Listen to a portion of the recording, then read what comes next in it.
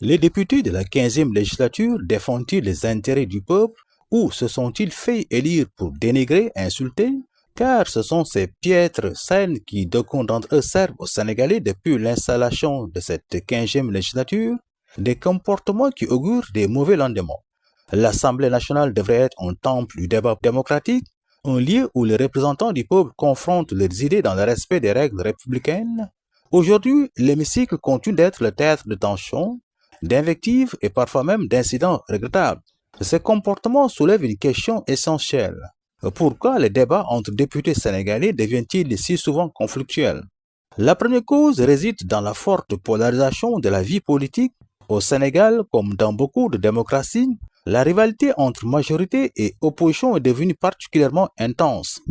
Chaque camp se considère comme le véritable défenseur des intérêts du peuple, ce qui transforme parfois les débats parlementaires en véritable affrontement politique. Dans ce contexte, la recherche du consensus laisse souvent place à la confrontation.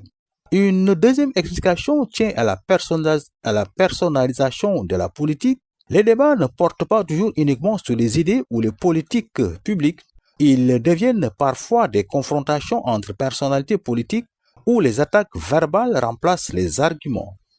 Cette personnalisation du débat peut facilement dégénérer en insultes ou en provocations. Il faut également évoquer la pression de l'opinion publique et des réseaux sociaux. Aujourd'hui, les séances de l'Assemblée nationale sont largement médiatisées. Certains députés peuvent être tentés d'adopter des attitudes spectaculaires pour marquer les esprits, attirer l'attention ou consolider leur base politique. Dans ce contexte, le calme et la modération sont parfois sacrifiés au profit de la visibilité médiatique. Aussi, certains observateurs estiment que les mécanismes de discipline parlementaire ne sont pas toujours suffisamment appliqués pour dissuader les comportements excessifs. Lorsque les sanctions paraissent faibles ou rares, certains élus peuvent se permettre des débordements sans craindre de véritables conséquences.